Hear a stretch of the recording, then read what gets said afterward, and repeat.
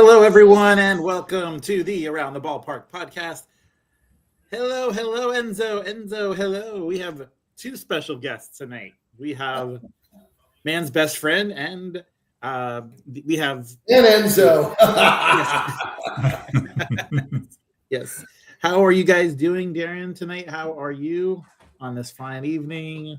You know, I'm doing great. Come on, it's playoff football, right? Yeah. I mean, got a lot of good stuff going on, and it lets you forget about the Mets, and so it's good. I'm enjoying it. And we both had Shelties, right? So it's great. Shelties got to meet. Yes. So. But yeah, glad. And as you can tell, Enzo is dressed for the occasion. So that is, and you know firsthand he's a genuine Rams fan, don't you? Yes. 3 jerseys, right? You have three different ones for him. Right. Yeah. 3 different jerseys. Well, you saw how he reacted last night during the game, though. Yes. Yes, I was. He was. Eileen and I went over to the Rams household last night to enemy territory. And we'll talk about all that, of course, here in this one. We'll kind of recap today's games as well. But before we do, as always, we have to give a shout out to our proud sponsors over at Nashville Tax Solutions. Thankful so much for what they do. We are almost to 3,900 subscribers, so you can help us get there by smashing that like button, hit subscribe. It helps with the algorithm and all that good stuff. So please help us out, spread the word. If there's anyone that you know that's not subscribing yet, please ask them to do so. But Darren, if you have a few words, please, for our sponsors over at Nashville Tax Solutions. You know, by now the Christmas decorations are probably down, and you move the things, in the house. Maybe the tree is down as well, and you all of a sudden you say to yourself, "Ooh, tax season is now here," and you start to worry. So if you're dealing with tax issues, maybe you're behind on filings, maybe you've been hit with a lien. Nashville Tax Solutions is the answer to all of your problems or perceived problems that you have. And I've heard from people when I went down to Palm Bay a few weeks ago, people who text me or email me, from a podcast or live show, and they say that Chris Bennett and his team turned a financial nightmare into peace of mind. That's the kind of help you want to have on your side when you're dealing with the IRS. So if tax stress is keeping you up at night, call 855-627-4829, visit NashvilleTaxSolutions.com, or email info@NashvilleTaxSolutions.com. Nashville Tax Solutions, real people who get you real results. Thank you, Darren, and thank you to the team. I know one thing Christopher, Ben, and I have in common is that both of our teams are no longer in the playoffs, unfortunately, after yesterday and last Sunday. So that was the first game. I think the best thing to do is to go right into to start with yesterday's game, and Delaun will give you the floor to kind of get your initial thoughts on there. But a lot of things happened in that game. A lot of things went right. A lot of things went wrong. But to me, starting with this, I have an actual photo. Remember we had this situation where there was a kickoff in Carolina. The punt returner, it just hit off of his helmet, and then everything went dry. So we're going to share that photo with you guys now. This is a photo of the kickoff that took place yesterday. It's unfortunate, but it would have been nice if he tried to at least put his hands up to try to catch the ball here. Exactly. Darren, did you get to see the photo? No, I did not. Okay, here we go. Here's the photo. This there. is that was from yesterday's kickoff. So, but and he's a free agent. I hope they're going to re-sign him. You know what? You don't know what, Pennington. You know what, buddy? Listen. Who made him play without a helmet? That's what I want to know. If he had a helmet on, that might not have happened. Yeah. Right. Yeah. And he probably had no pants on as well. It's just give the man a uniform. He's made 3 movies, big series, books, all this. Get the guy pants. Get the guy pants. Get him a helmet. Let's go. But he's got to put his hands up to try to catch the ball. In this photo, next time you got to tell him hands up. That's right. You're right. But thank you all for watching. I see a few names in there. Thank you so much for joining us tonight. And we are going to talk, but like I said, Delaun, you have the floor. Your initial thoughts on, let's start this way. Your initial thoughts going into the game, what was going to happen, and then what was your initial thought after you kind of, took it all in, the game is over, your kind of thoughts on how it was supposed to go versus how it went.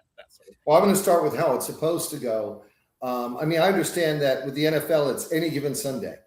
But when you're playing a team that entered the playoffs having lost their last game, having to hope that the Falcons would win so that they could be in, and they're at 8-9, and my Rams are 10.5-point favorites, I'm thinking, okay, this is going to be an exercise for the Rams, a get-right game. It's not going to be the challenge that it became. The team that had the least penalties in the league this year committed 7 of them. Fortunately, the turnovers we had were not fatal, but all of a sudden, this is a team we should have ran 200 plus yards on, and we didn't do that. It was a much tougher game than expected. And to have it come down the way it came down, I remember leaning to you when 24 to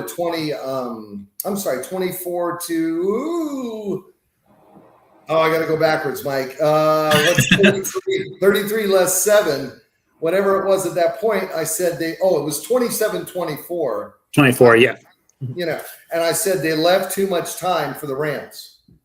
And yes, when Carolina went into prevent, I was like, this game is over. And, to march it down the field, to get in. I remember telling you we need to get into 13 again, much more often, getting back to the tight ends and stuff like that. It was like, oh, my gosh, and they got it down there. And then the Rams, of course, what they did on defense to make it 4-and-out, and we're done with the game. So it was an incredible game. It was a lot of fun. I'm certain that the Carolina Panthers fans wanted it. If they couldn't win, they wanted it to be at least a respectful game. They got that. And to be honest with you, they almost won.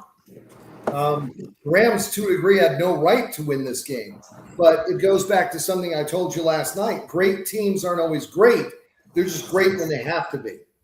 And that's what this game was, for the Rams. I happened to catch the press conferences afterwards, and there was a lot of talk about, these are things we can correct. These are things we could fix between now and next week. And now I know Kevin Dotson is going to be there playing next week against the Bears. So I was like, oh, great. Now we get another starter that we hadn't had for the last 5 weeks back into the game, Right.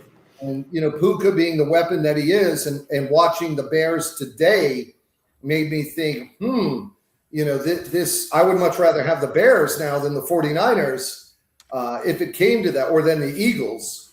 And to see the Eagles lose today, I was like, wow. So I'm excited for the Rams' opportunity this year to get into the Super Bowl. There's not a team between now and the Super Bowl, as far as the NFC is concerned, that I say the Rams can't beat them. Well, actually, there is one team. There is one team that can beat the Rams and keep them out of the Super Bowl, and they are the Rams. Yep. The Rams beat Seattle earlier in the year and then lost a game to a 2-pointer off the head of somebody that didn't get picked up. Are you kidding me? That should have never gotten there, not to mention some of the blown calls. So I'm not concerned with Seattle. Am I concerned with Chicago? Not based on what I saw today. I'm not saying Chicago won't be good, but their defense certainly didn't, scare me. And I'm sorry, but Caleb Williams is not the quarterback as advertised. I think he has a season of 57% accuracy rate. So, and I saw it on display today. So I really like the Rams' chances. Now, like I said, it is any given Sunday. This is the NFL. But with our coach in Stafford, I really feel very, very optimistic. I think a lot to unpack there. And Darren, I'll refer to you here in just a second. But so you mentioned the prevent defense part of it. And On Deck for Christ mentions Panthers showed up and balled out. We also have a comment that says, thought it was a great accomplishment for the Panthers to make the playoffs and almost come back and win. Thought they had a good season. So I think I guess with the prevent defense, what really got to me was the Panthers had all 3 timeouts. They gave the ball to the Rams with 2 minutes and 53 seconds on the clock. So they were so concerned with this. We don't want to give up more than 7 yards. So let's just play prevent defense and give up continual 7-yard passes, which is what happened. And then some. Wouldn't common sense take over and go, let's play our game that got us to this point. And if by chance somehow they throw a deep bomb and score a touchdown, we'll have the ball left with plenty of time with 3 timeouts. So they basically said, well, let's just get prevent defense. We'll see what happens. But they had the problem with that is they weren't playing a team. I don't ever suggest prevent defense, but if you're going to do it, it's under the 2-minute warning, and it's when the team has no timeouts. They had 3 timeouts, and they still had the 2-minute warning. So I'm scratching my head. Like, they did all this, they got this far, and it was almost like they just handed it to them. Like, here, we're not ready for this moment. You take it. Like, that's how I took from it. Darren, and the what's your Rams perspective? didn't use a timeout. In fact, the game ended with both teams having all their timeouts for the second half, which you almost never see. Right. Darren, do you have a perspective on that? I'm not sure how much because it was on at 4:30. Oh, no, I saw the whole thing. I didn't work today. So I'm trying to put this into words without sounding like I have any hubris or I'm trying to be too eloquent with stuff. But, I played college football, right? I coach college football. Now, I played offensive line. I coach offensive line. And, boy, you spot on both of you gentlemen because when you see that prevent defense, now there's a reason to do that. And, Mike, you hit a home run with it. You can do that if you want. Under 2 minutes, I'd rather go under a minute, and they have no timeouts left because they're going to be chucking. But when you have 3 timeouts, over 2 minutes to go, that is an eternity. And here's what I want to unpack. And people think it's crazy, but since we're talking about this, you actually always play the clock. If you are in a no huddle and you want to kind of keep their defense on the field, you're playing the clock. Other than that, you use every second that you can or close to, so you don't put yourself in this position late in the game. And that was just a really bad decision by the coach. Now, great takeaways from this. They played, as well as you could play. Quite frankly, they should have won the game, but there's a lot of really good things to come out of this. You know that you're big time. This is why sometimes the records don't matter. You win your division, you win your division. And they came in and, I love what you said about the only team that can beat the Rams is the Rams. Because what happens is you don't mean to do it. It's subconscious, but you take a mental holiday. The weather's warm. I'm in Carolina. Even though the weather's warm in LA, you understand what I mean. We're going to beat this team. This team's probably just happy to be there. No. Sometimes when you have nothing left to lose, you got nothing left to lose. Yeah. Right? All you got to do is read anything by Sun Tzu. That's right. And he talks about if you have less people and you must fight, put your people in a place where they have no opportunity to run, and then they're going to go forward. And that's what they did. They played really, really well. They made the mistakes that made them a 500 team, and the Rams did what the Rams did. Did you hear about that quote from Matthew Stafford? He goes, let's go downfield and take their soul out of them. Or let's, take their soul. That was great. That's a winning mentality. Yeah. So that's what happened. That's awesome. And just as a reminder, guys, as we continue on, if you see the ticker there at the bottom of the screen, just as a reminder about Nashville Tax Solutions and all that they do. Wait a minute. Okay. I think we got transmitted or something. I don't know. Back on track here. So, and Eileen mentions that she was sad that the Jaguars lost today, and we'll kind of get into that in just a minute because I was not able to see any NFL action today. Hopefully, I'll be able to watch a little bit tonight. I was very surprised at what I saw. Yeah, those are the two teams that to root for the AFC in my book. But So just kind of summing up, there were stars in that game yesterday. On the Rams side, he had 2 touchdowns in the first half alone, and it wasn't, the last name was not Adams. So he was a star. I think Bryce Young, he got kicked at, when you lose a game like that, to get punched in the mouth like that, that's what I'm hoping happens is next year we don't hear the announcers saying they're just happy to be here. This is they had to do everything right to beat them the first time. Like, it's going to say this is a team that is matured and they've been here before, and that's, now it's no cakewalk that they do in the division again next year. Obviously 3 teams were 8-9. They happen to have the inside track there out of the 3 and won the division. But, we've seen a 6 seed win already today. San Francisco defeated the Eagles, like you mentioned. We've seen the Bills. The 7th seed almost won today also. For a lot of that game, I thought Green Bay was going to win. Yep. That would have made my weekend, but That's right. So let's break down. We'll probably go back to the Rams Panthers in just a little bit, but Darren, I'll start with you, and then we'll go to you, Delaun, today. We see the comment about, I'm glad to see that the Eagles are going home. Honestly, going into that game, did you give who was your odds-on favorite to? I know it's hard to say now, the game's over, but honestly, if you can go back in time, who did you see the favorite in that game today?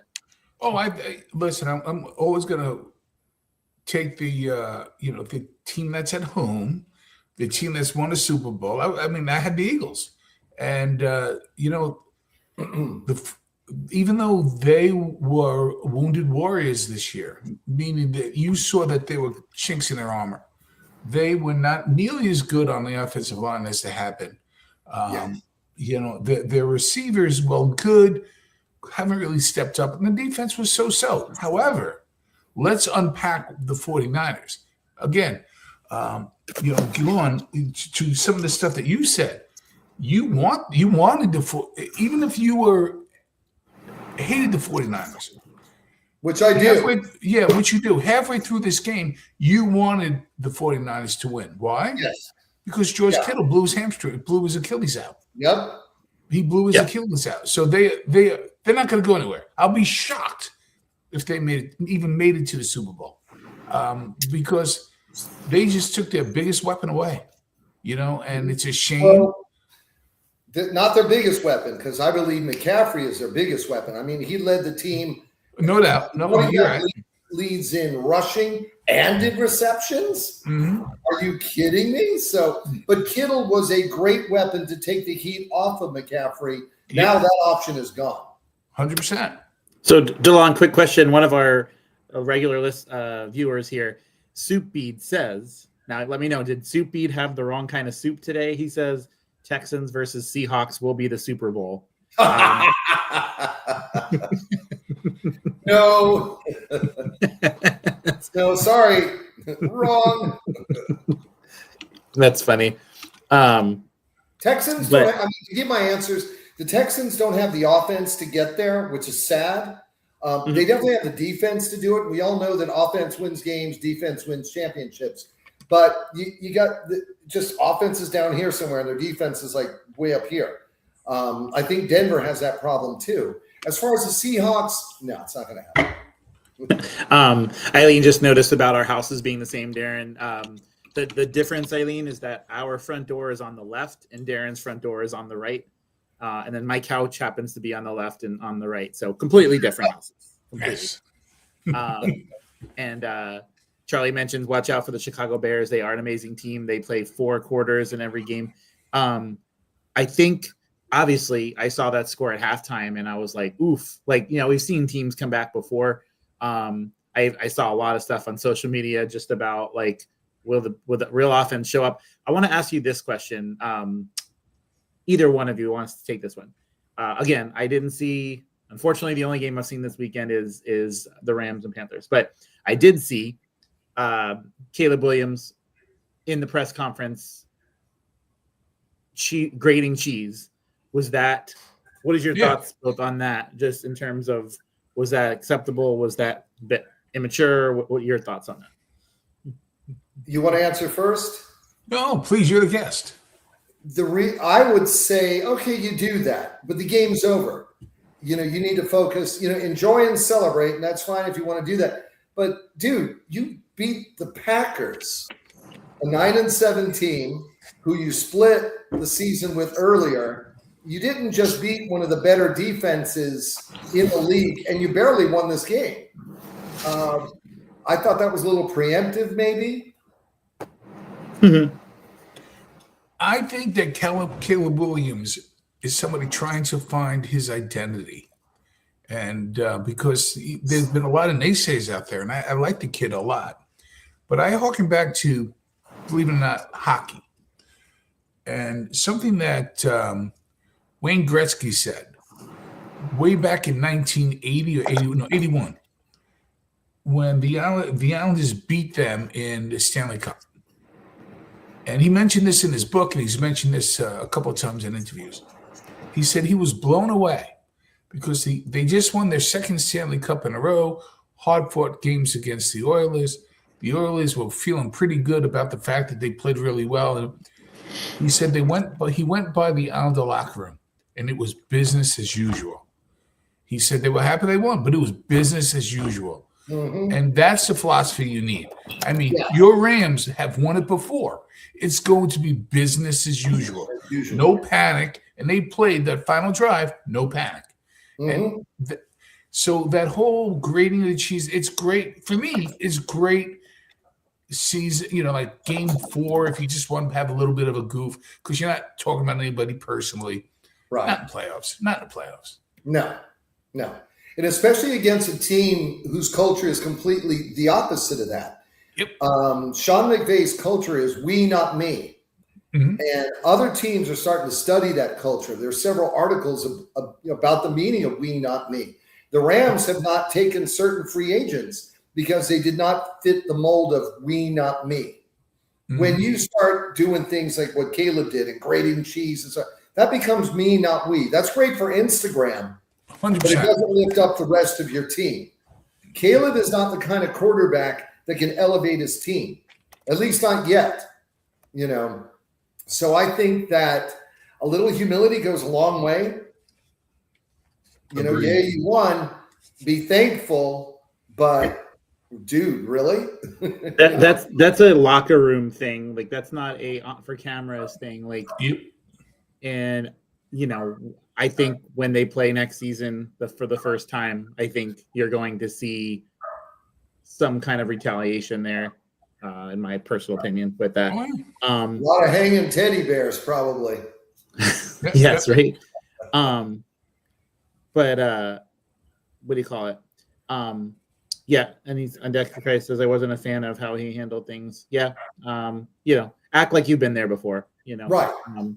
But I do want to give a quick shout out, just real quick, to one of our guests that we recently had on, one of the most humble gentlemen we spoke to, Oliver Dodge, the winner of the Christmas or the Family Christmas Extravaganza event, the Extravaganza's Got Talent. Shout out again to him. But his newest single, You Came Back For Me, was just released yesterday on Spotify. And so he's got big things coming. He is going to also be hanging out with us at Man Cave for Night of Worship in March. So super excited for that collaboration. And just to see, I'm excited to see where his career is taking him. A lot of good stuff out there on not just Spotify, but YouTube Music and other platforms as well. So just grateful to have him part of our Extravaganza team moving forward. Just great guy. So we always want to continue to, when we see things from guests and stuff, want to point that out. Again, heard from Anessa, we've heard from Michaela, we've heard from Caleb. Just great individuals, and excited that we had to have them on. But yes, it is so good. We were listening into it in the vehicle yesterday. It was cool to hear it on the radio. It's one thing, look it up on the computer, but when you're driving around, you got it going on. It's pretty awesome. So fast forward to tonight, the big game that's on. If you're watching that and not watching us, shame on you. But the Patriots are playing the Chargers. To me, out of all the games, this is the one I was least interested in. I don't know why, but like if I had my chance to choose which game to watch, this would probably be the bottom. Maybe it's because we think we know the outcome already. But Darren, starting with your perspective, what do you expect from tonight? Well, I got to tell you, everybody here in Massachusetts, I mean, everybody, you can walk the streets right now and just don't worry about you're probably not going to get hit by a car, God forbid, but because everybody's watching this game. I think this is even Mike just left to go watch the game. Yeah, look at that. He ran away. He ran away. Run away.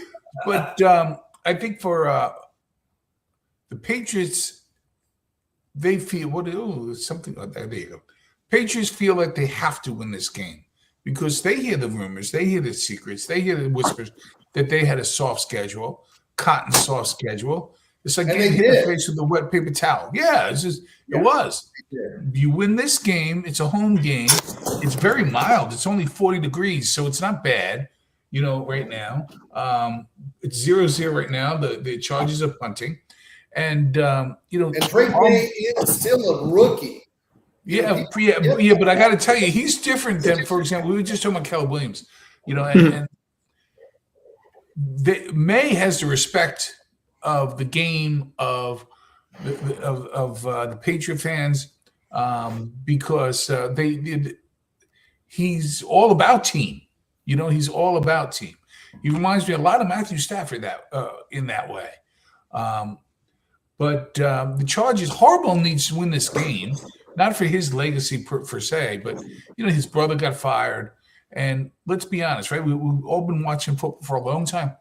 The Chargers are always one and done. Yep. I never take them serious. Even when they made the Super Bowl that one year against the 49ers, you knew they were going to lose. So the Chargers are going to try to come in. I actually have the Patriots winning this game. Yeah, I would completely agree with that evaluation. I think, I'm not going to say the Chargers backed in, but they certainly didn't threaten Denver. No. They won that division.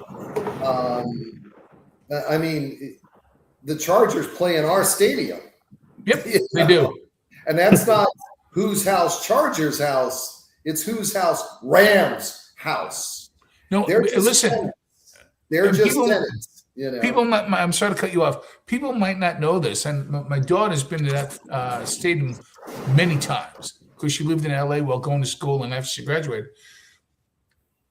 A lot of people don't know this. Hey, listen, kids, you ready? That's the Rams' home. The Chargers literally pay rent to play there. Yep. Talk about needing an identity when you're paying rent. Yeah, exactly. Exactly. Yeah. So I've got to ask before we continue on. So, Delaun, obviously, just like you did last time, you came prepared. You've got a nice display in front of you there. Love so, got to share that a little bit about. I mean, I know we're looking at it, but what would you like to share from there? Because I know last time there was one, now there's two of the rings. So, if you want to take a moment and kind of go over that.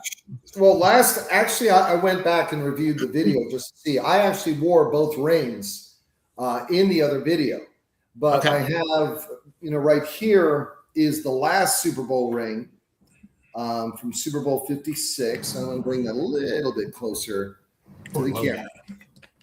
All right. Oh, that's nice. Is that not gorgeous? All right. Yes, it is.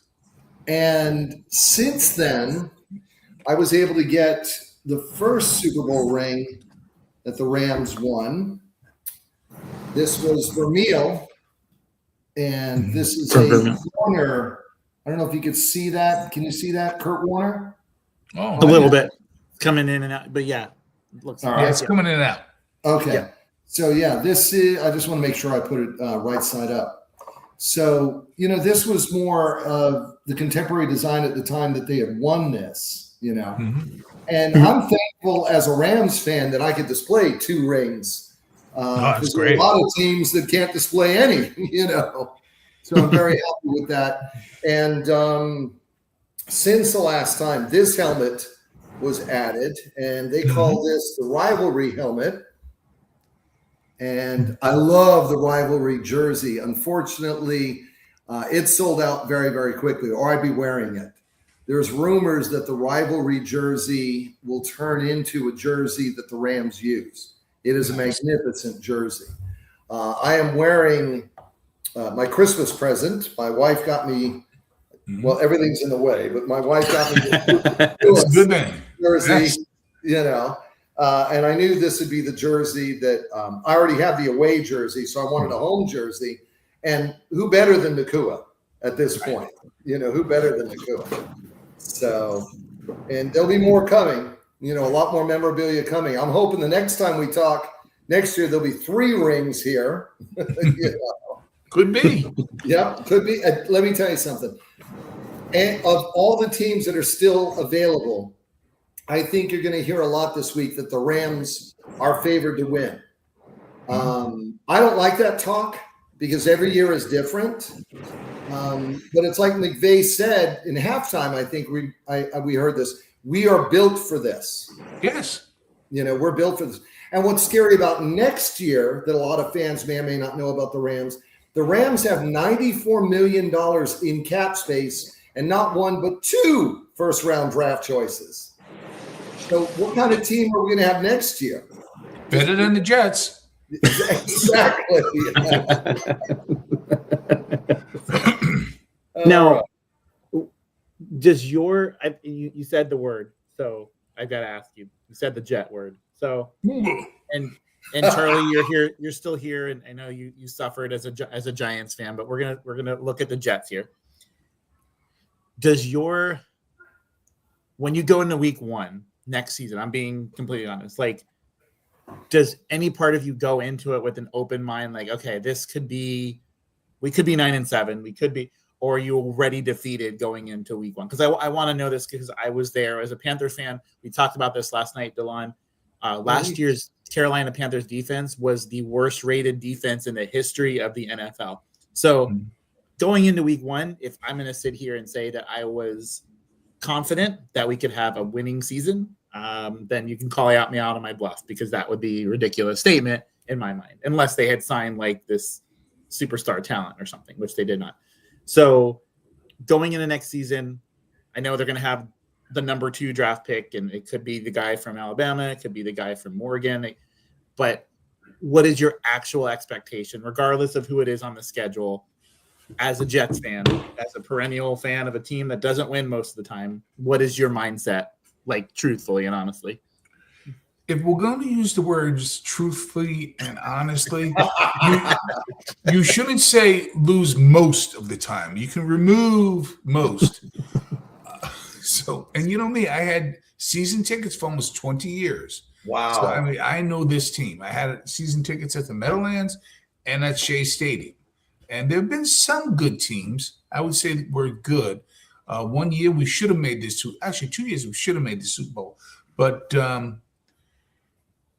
I really believe that they're going to be lousy. And the only way they won't be lousy is if there's a lot of injuries, because that can always happen, right? There was 1 year that we won the conference when Tom Brady was out for the year because he got injured, and then we just took advantage of that.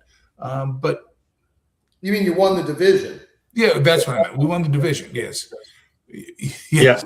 Yeah. And, I was like, I don't remember the Jets winning the conference since the 60s. So, So here were the quote unquote good teams. The Walt Michaels, who I got to meet, a lovely man. We talked football. It was wonderful. He was a linebacker coach for the Jets when they won the Super Bowl. He was the head coach in 1982. They made it to the to the AFC Championship game in Miami. Richard Todd threw a couple of interceptions. We had a running game, and Don Shula decided not to top the field the whole week, and it rained, so we couldn't run. By the way, that's his right because it was a home game. Right. And then 1 year when Bill Parcells was our coach, we went to the AFC Championship game, led by 10 in the second half against Denver. In Denver, we had a fumble on the 4-yard line, and then we lost. So. But those are the only 2 teams that were any good since '68. Yep. I have to disagree with something that flashed up on the screen, though. New York has bad teams. Pass it on. May I remind the Patriots fans out there that it was the New York Giants that did their perfect season. So do they perennially have bad teams, both the Giants and the Jets? I think So from a historical standpoint, the answer is no. No, yeah, I think this is a 2025 issue is all. Yeah. I'm glad Dart was named Rookie of the Year. I didn't actually see that, so that's interesting. I mean, oh wow, really? Yeah, didn't know that. Well, that's good. He deserved it. He's got some good moxie. I like him. Yeah. I wanted to also on the Jets real quick, Mike. I'm sorry. Oh yeah, go ahead.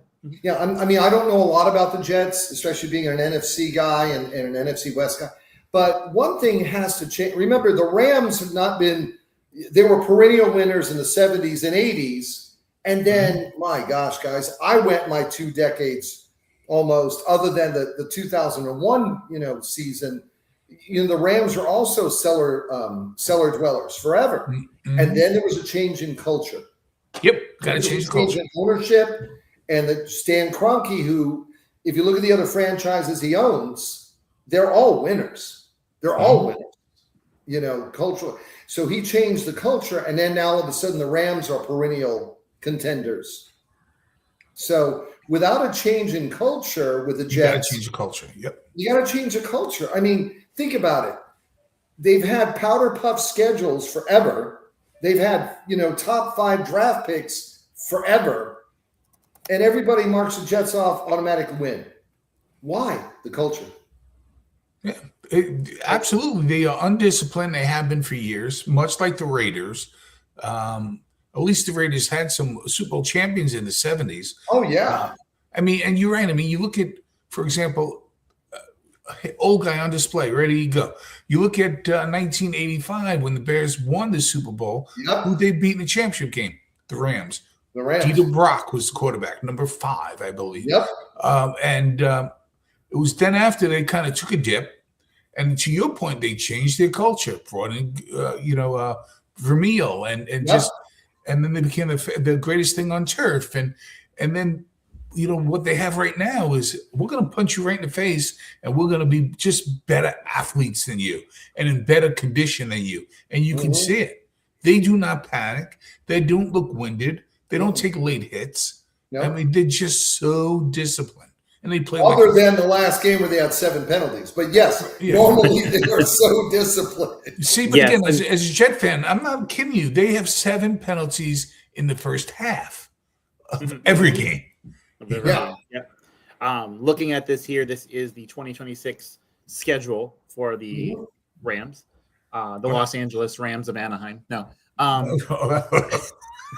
But so they are coming to Florida here on the West Coast. They're playing Tampa next year. So that's assuming the game isn't in London. I was going to go see the Rams Jaguars, and then they moved the game to London. I'm like, Yeah, that's the thing. Usually, I think though, if I'm not mistaken, it's usually they move a game to London if it's one of the team's 9 home games. It gives them 8 rather than one of their away games. But it could be, But we'll see. Yeah, hopefully not. Well, the Rams have 9 home games, if I just saw that correctly. If you pop that they have. up. Yep, they got home against San Francisco, Seattle, obviously, and Cardinals, but then Giants, Cowboys, Packers, Bills, Chargers, Chiefs. One thing, as we're looking at that too, for Carolina now, that means that Carolina has to face Chicago, they have to face Seattle, and they have to face the other division winner there. So that comes with it, them winning that 8 and 9, first winning the division. Now they're going to have a more difficult schedule next season. So, real quick, if you can, we'll pull up the Jet schedule. I'd like to see you. Like you don't have to put out the pretty graphic, but by the way, my Gracie's 17 pounds. My wife said. Oh, okay. Really? So Gracie's not that big either. Yeah, no, very, very small compared to my other one, which was a little bigger. And last one was 20. I love the breed. Yes, same here. For those who don't know, well, you saw Enzo earlier. He's a Sheltie, and my compatriot here also has a Sheltie, which are awesome. Great dogs. Yes. But we were going to pull up the Jets schedule. Yes. Working on that now, but as Jets. Jets. Jets. You know, Mike, you use the words winning season in Carolina. They did not have a winning season this year. I do want to remind you of that. that's okay? right. I use those words. More wins than losses to have a winning season. So I use those words purposely because as nice as it was for them to win the division, now this is what they're going to be dealt with. Is now they're going to have a difficult schedule, so it's not going to be. A lot of people are like, oh, they can get right back there. Well, it's not going to be a cakewalk. They can do it, but it's not going to be a cakewalk. And let's just be honest. If they still had Kristen McCaffrey on their team, then it'd be one thing. why they let him go? Oh my gosh! Yeah. So all right, I'm going to pull. Get him too, by the way, at the same time, and then they'll lost him to the 49ers. Yeah, so I'm about to share this here with you. I want to get your thoughts here because looking at the schedule, you always look at the schedule and go, okay, there's a couple games that are winnable here.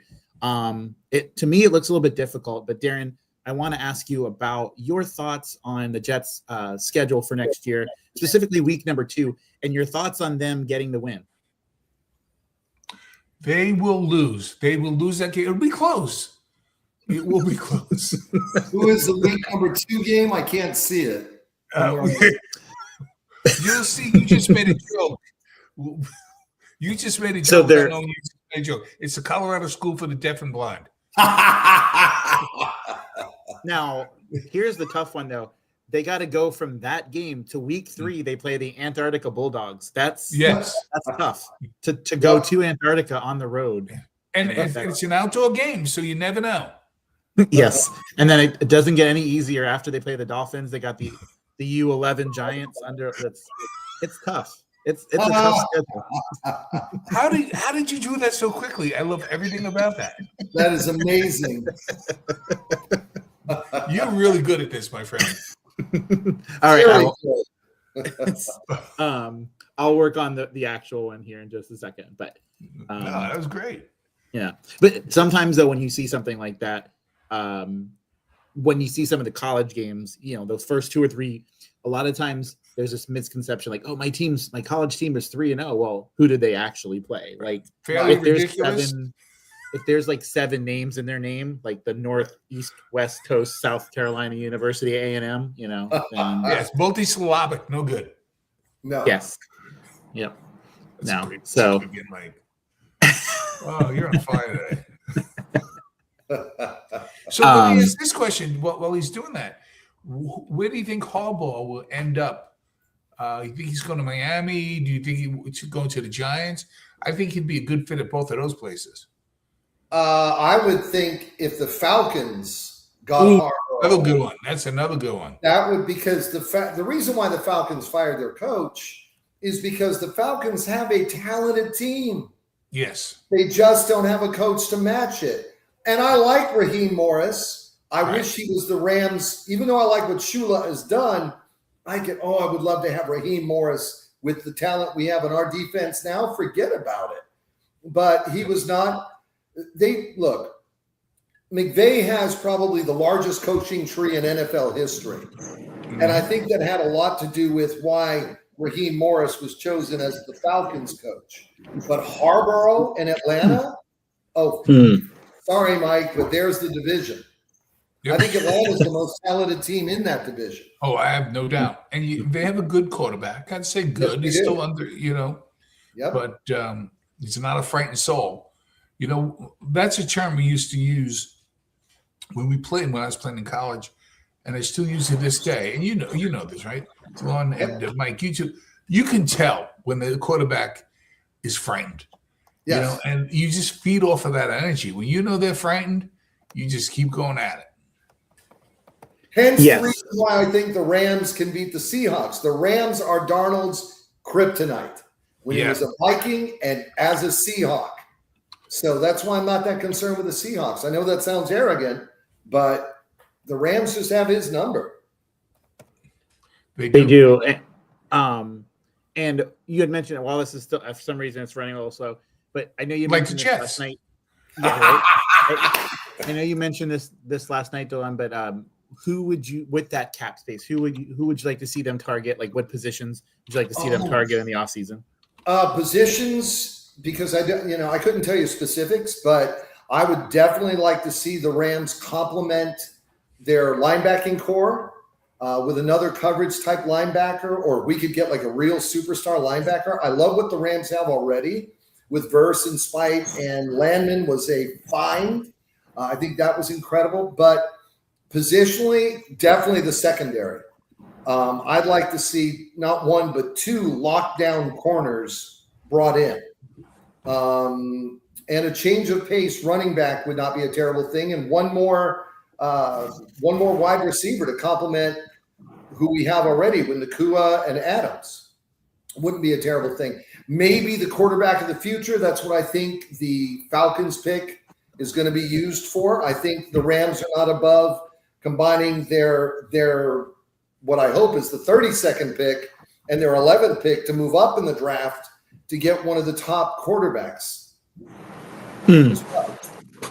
I think that much cap space. I mean, you've got a loaded team and you've got that much cap space. I mean, oh my gosh, sky's the limit. But positionally, I hope I answered your question. Linebacker, cornerback, and quarterback of the future. Let me ask you this then: with a schedule like that, or with a roster that they have, and whatever, is there any? You talk about quarterback of the future. Is there any chance that they trade up to get that number 2, number 3 pick or whatnot to be able to get that guy now instead of someone maybe a little bit lesser than down the line? I could see them doing that because the Rams personnel department is so good at mining talent later in the draft. Like what they did, Puka Nacua was a 5th round draft pick, you know? I mean, so, and they've got a lot of their stars locked already for next year. The reason why they have so much cap space is Aaron Donald falls off the books and Matthew Stafford made his contract for next year a bit more cap friendly. That's true. Yeah. He's locked. So here you go. Well, all right. There So this is the real Jets schedule? Yes. Yeah. We got the Bills, we got the Dolphins, Patriots, so 3 losses, Broncos 4 losses. Might beat the Raiders. You lose to the Chiefs. Not necessarily. Well, I don't think shout out to Chat. Thank Chat you. has already decided the outcomes of this game. Yeah, see that. Yeah. That doesn't mean that L does not mean legendary.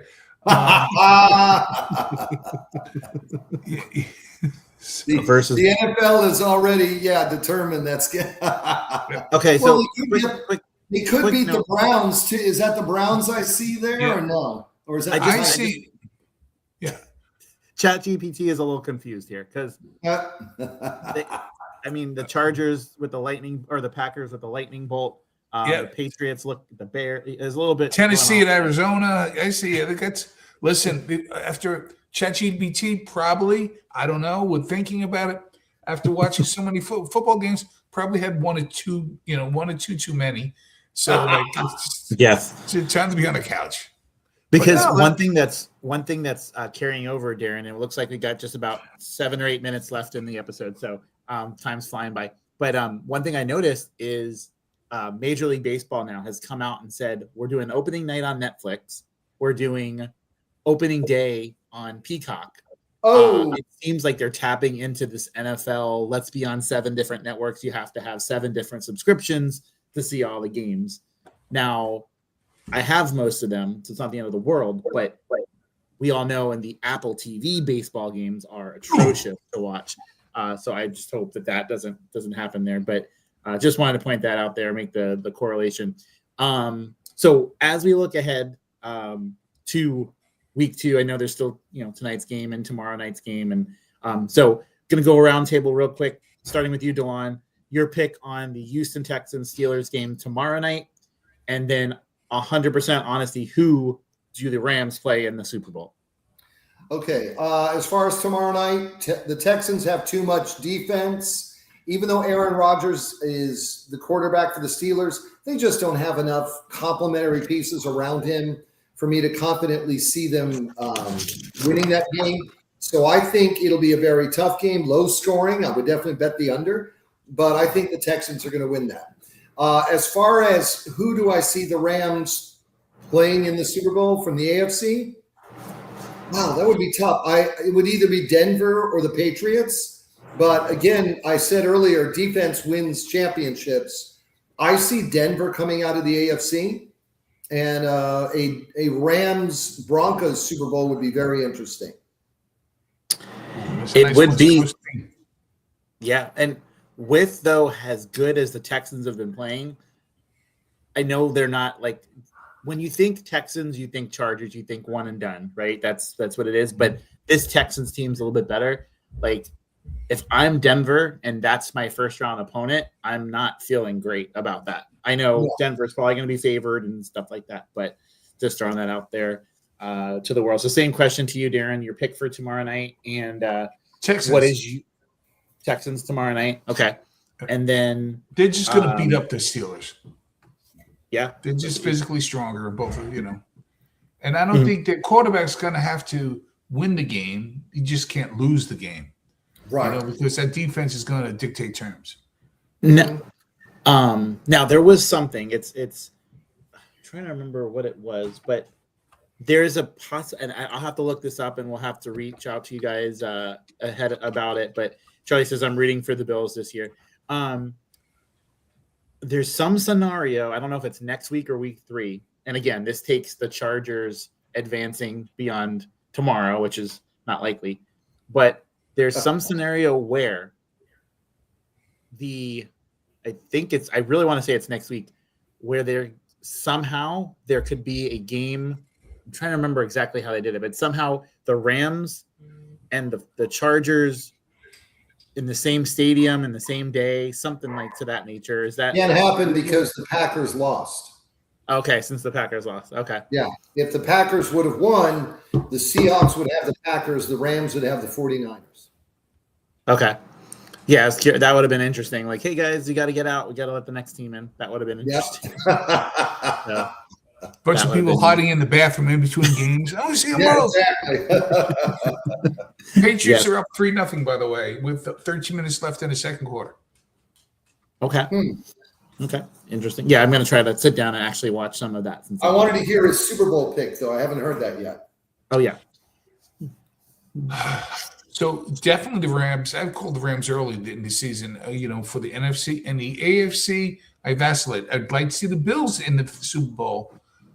But right now, I was saying the Texans are tough. Mm-hmm. So the Texans are tough. So I'm going to say Bills go back to the Super Bowl. Just because I am such a big fan of Allen, because I lived out in Fresno for 16 years, and he's from the local area, even though he is so hurt right now. And the Bills' defense is terrible. Yeah. So, but I would not be surprised if it's the Texans. I don't think Denver has enough offense at all, and I think Knicks might make the big mistake that we were talking about earlier.